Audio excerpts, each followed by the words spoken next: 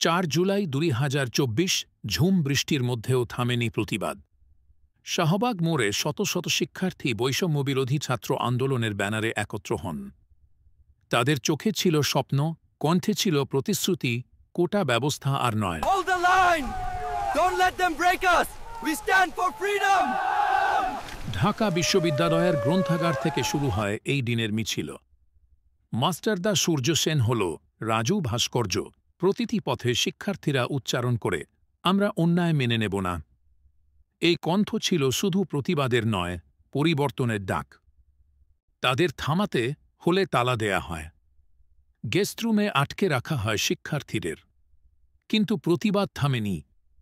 তারা নিজেরাই তালা খুলে আবার বেরিয়ে আসে, ভয়ের কাছে নয়, ইতিহাসের কাছে দায়বদ্ধ হয়ে। এটা আর শুধু ঢাকার আন্দোলন ছিল না।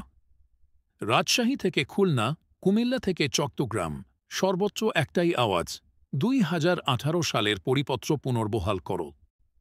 দেশের প্রতিটি শিক্ষা প্রতিষ্ঠানে জ্বলে ওঠে একই প্রতিরোধের আগুন। শেষ বিকেলের বৃষ্টিতে এক তরুণ দাঁড়িয়ে থাকে পতাকা হাতে। তার চোখে ভিজে ওঠে পুরো জাতির আশা।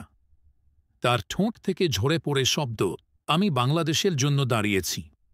যদি ভিডিওটি 4 জুলাইকে স্মরণ করে বানিয়েছি। আপনাদের ভালো লাগলে অবশ্যই লাইক, কমেন্ট, শেয়ার করতে ভুলবেন না।